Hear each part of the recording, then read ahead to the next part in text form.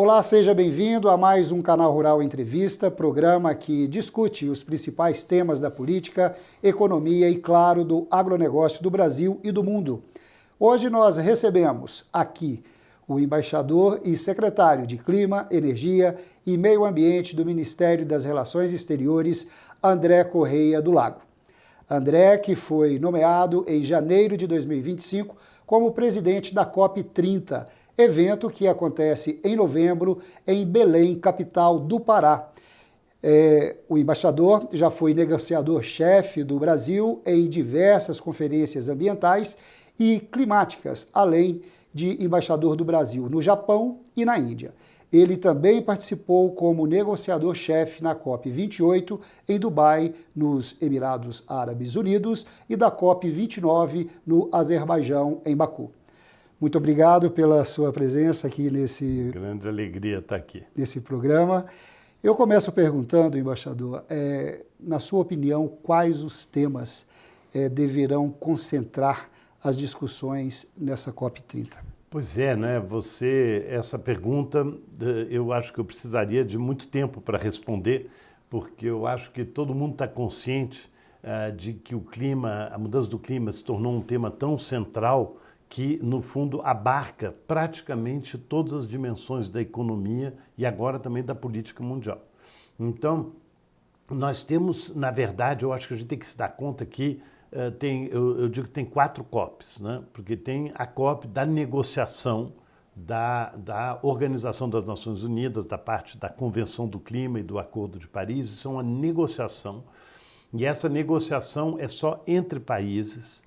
E essa negociação é uma negociação que funciona por consenso. Então, todo mundo tem que estar de acordo, porque senão o documento não é aprovado. E essa negociação é a essência, porque, de certa forma, vira um documento legal internacional.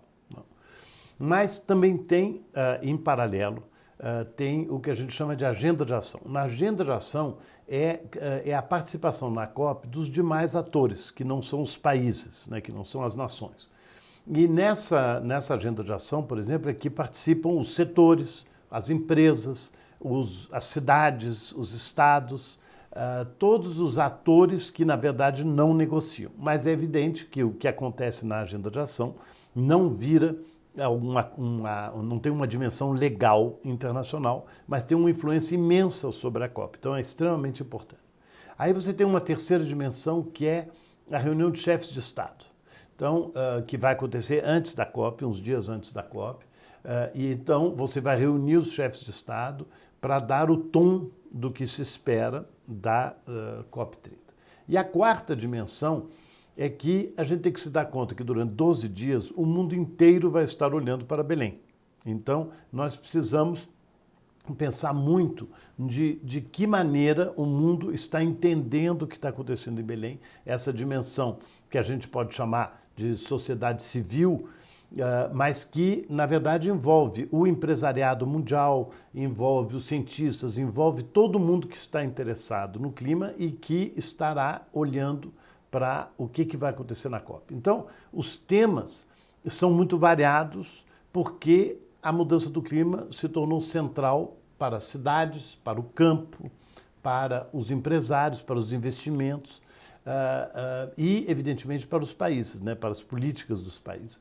Então, dependendo do contexto no qual você vai cobrir a COP, e eu espero que você esteja lá cobrindo os trabalhos da COP, você vai ver que é uma variedade de temas imenso. Agora, na negociação em si, já há uma quantidade de temas, digamos, pré-determinados, e que foi acordado pelos 196 países membros, e que são aquelas negociações que, digamos, são aquilo que ao final da COP se pode dizer que se tornam algo obrigatório para os países.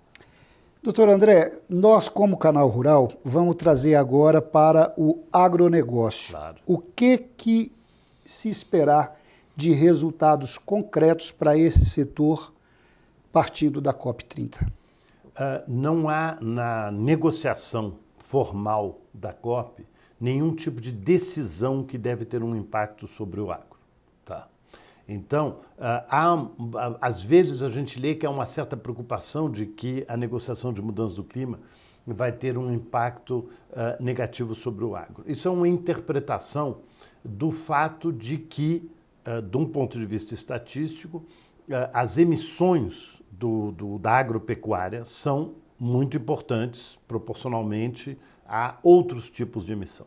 No caso do Brasil, evidentemente, um dos maiores produtores de produtos agrícolas e de pecuária, obviamente, é uma parcela importante das nossas emissões.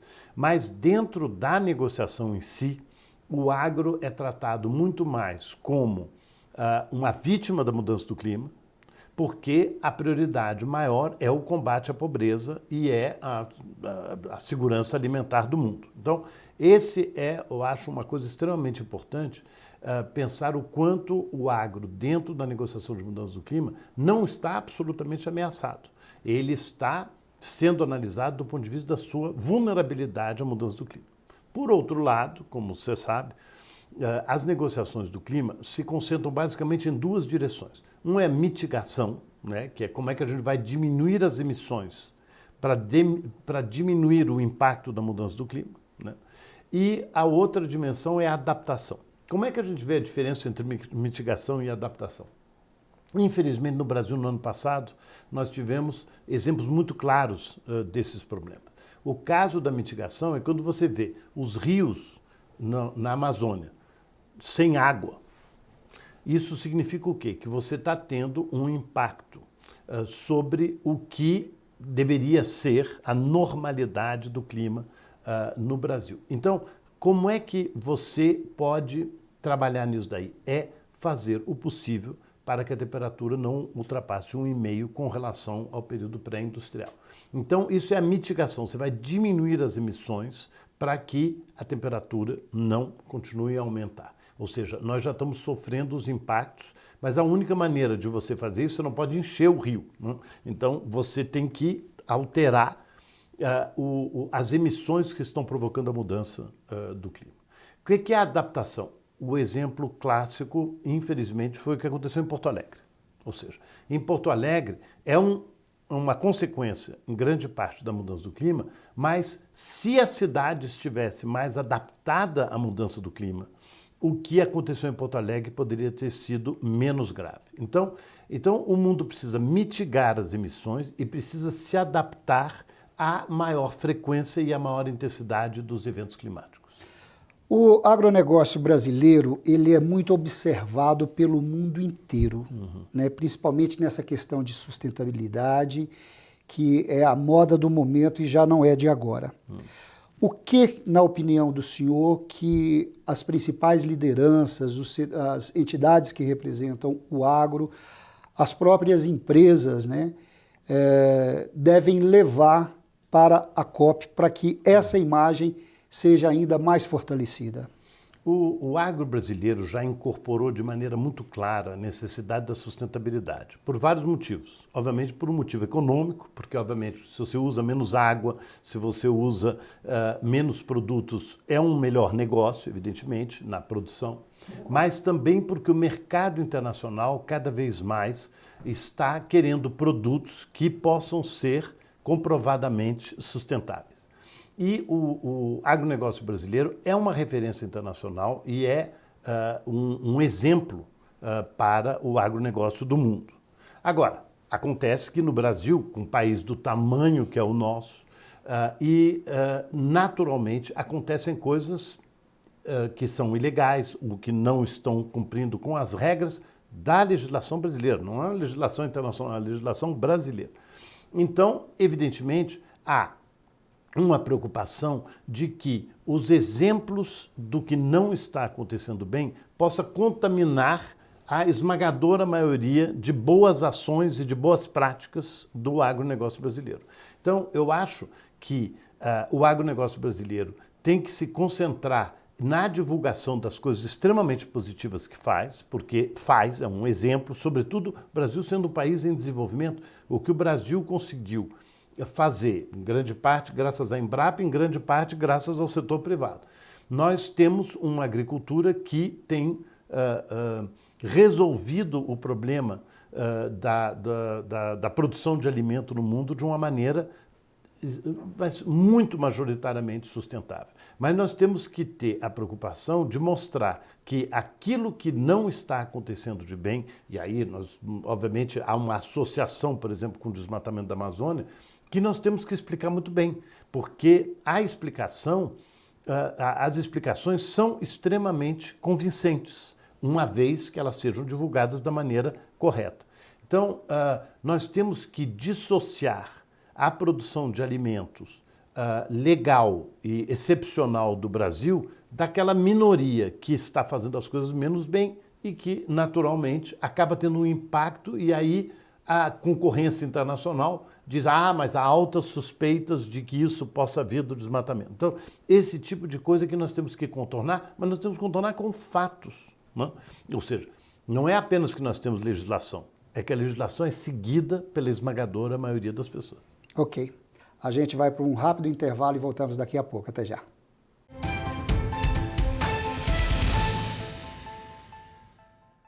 Olá, estamos de volta com o Canal Rural Entrevista, recebendo hoje aqui nos estúdios em Brasília o embaixador André Correia do Lago, ele que é presidente da COP30, evento que acontece em novembro na capital paraense, Belém.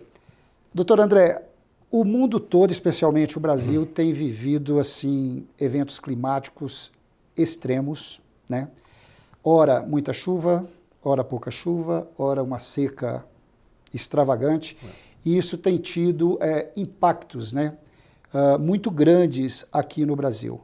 Qual que é a sua avaliação sobre essa questão do ponto de vista da segurança alimentar?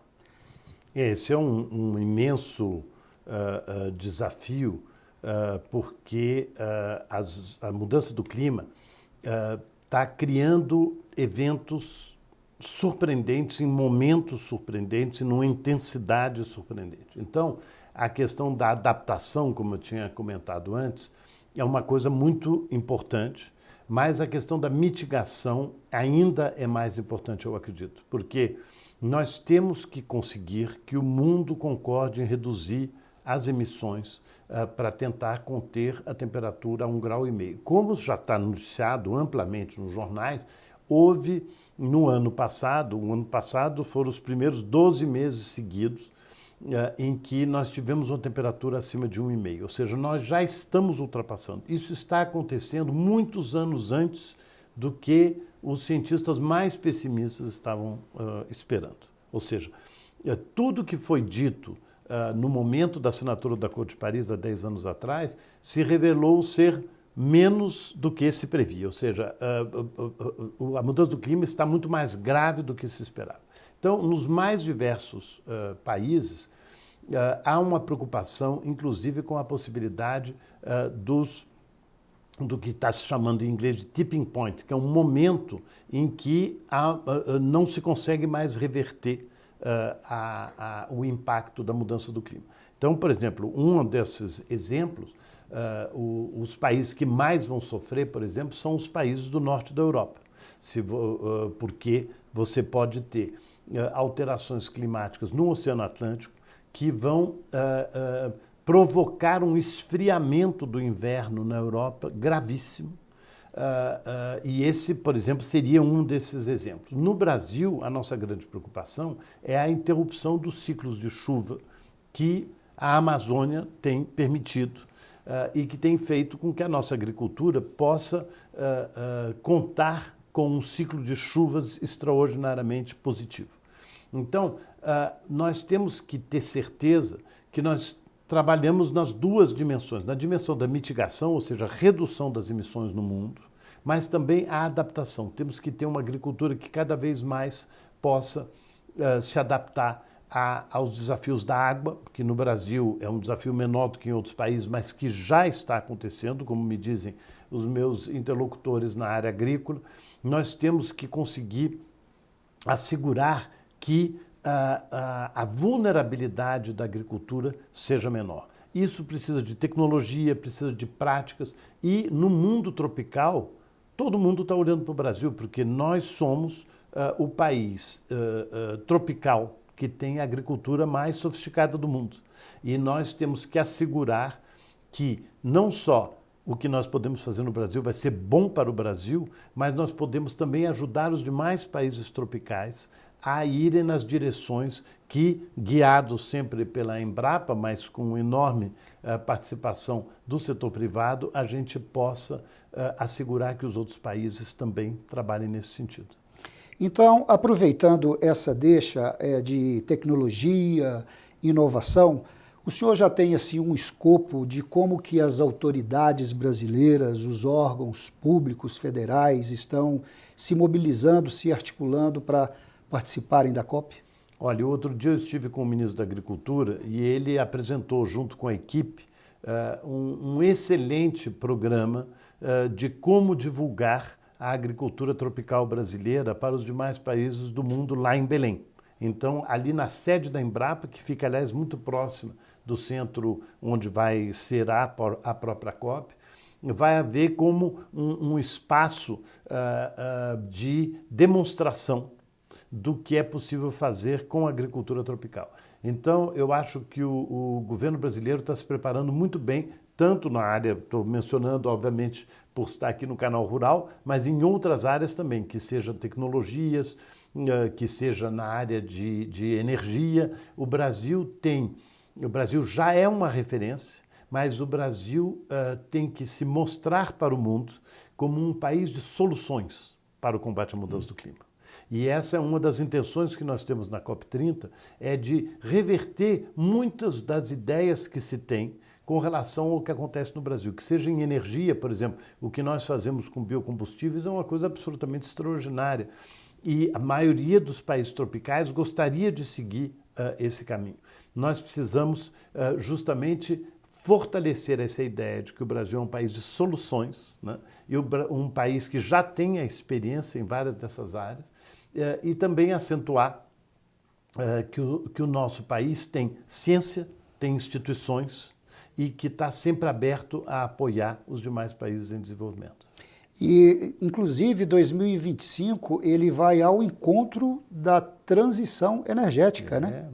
Quer dizer, deve ser uma das principais bandeiras da COP30. A principal fonte de emissão do mundo, no mundo em geral, são os combustíveis fósseis. Não há a menor dúvida. Então, quando às vezes eu vejo a preocupação do agro, mas estão falando muito de emissões do agro, de emissões da pecuária. Sim, nós temos que trabalhar no sentido de reduzir e até de demonstrar o quanto a agricultura, por exemplo, pode ser um instrumento fantástico de remoção de CO2 do mundo, né?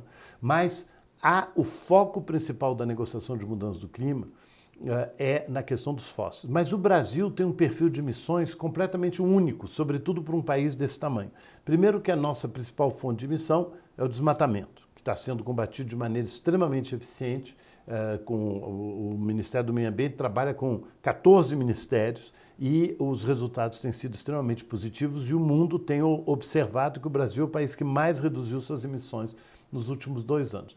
Uma vez esse setor reduzindo as suas emissões, aí é que aparecem mais os outros, mas aparecem mais em proporção, mas não em quantidade. Mas o Brasil, em termos gerais, assim, comparando com os demais países, no nível de desenvolvimento do Brasil, tem emissões muito baixas de energia, sobretudo eletricidade. A nossa matriz elétrica é incrivelmente limpa, né? O Brasil também tem emissões que são importantes na área da agropecuária, mas que são proporcionais à nossa contribuição da produção de comida e que tem apresentado soluções também tecnológicas incríveis de redução dessas emissões. Então, eu acho que é a grande oportunidade, a COP30 é a grande oportunidade de mostrar para o Brasil que essa agenda pode ser muito positiva para o Brasil, porque o Brasil tem muitas das soluções para o resto do mundo. E é uma agenda também muito positiva para o mundo de ver que um país em desenvolvimento consegue ter soluções que os demais podem seguir. Porque às vezes as soluções que são apresentadas para a mudança do clima vêm de países riquíssimos e que os demais países não podem seguir. O Brasil vem e mostra para o mundo que tem soluções que são tecnologicamente acessíveis, né? E que podem ser feitas por países que não têm uma infraestrutura extraordinária. Quer dizer, nós nos consideramos e somos um país em desenvolvimento, mas há muitos países que estão em situação muito mais difícil que o Brasil. Então, o Brasil é uma grande luz para eles e eu acho que a COP30 vai ser uma oportunidade de mostrar isso. Vamos para a América agora.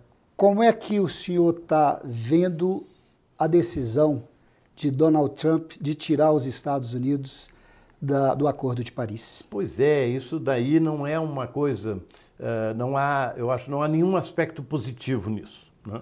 Porque o que acontece é que o Acordo de Paris foi concebido de maneira a permitir que os Estados Unidos voltassem às negociações internacionais.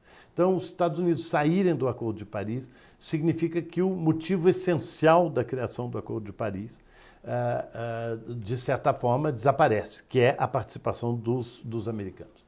Isso aconteceu há alguns anos atrás com relação ao Protocolo de Kyoto, que o Protocolo de Kyoto tinha sido negociado com os Estados Unidos, mas no final o Senado americano não permitiu a ratificação do Protocolo de Kyoto. Então, nós temos que entender que essas negociações, como são por consenso, é claro que o país mais rico do mundo, o país que é o maior emissor histórico do mundo, é claro que ele tem que ter um papel absolutamente central. Mas nós estamos vendo que a presidência Trump está mexendo com muitas coisas. Então, vamos observar como é que isso evolui, mas não há a menor dúvida que os Estados Unidos, não é só os Estados Unidos como nação, como país, como governo, né? Como país, os Estados Unidos também, como o Brasil, é uma fonte de soluções, é uma fonte de tecnologias, é uma fonte de grande inteligência que vai continuar trabalhando contra a mudança do clima, inclusive não só as universidades, mas muitas empresas.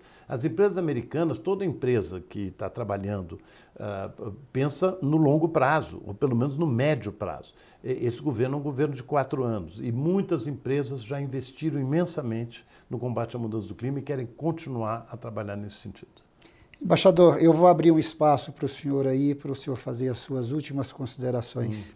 Olha, eu acho que é uma ocasião muito boa poder conversar contigo e estar aqui no Canal Rural, porque nós temos que esclarecer nesses meses pela frente de que maneira a COP pode trazer benefícios imensos ao Brasil.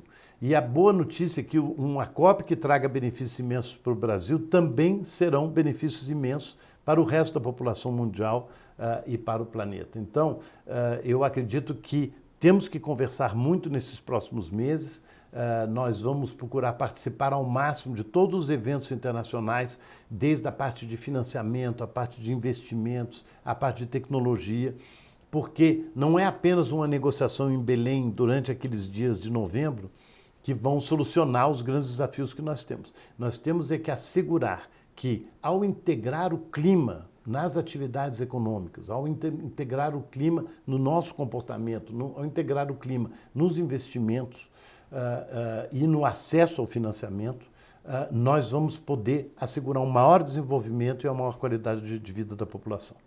Muito obrigado pela entrevista. Todos nós aqui do Canal Rural desejamos sucesso para o senhor no comando da COP30. Obrigadíssimo. Como eu sou um brasileiro, torcida é muito importante. Tá certo. E a você de casa, muito obrigado pela participação.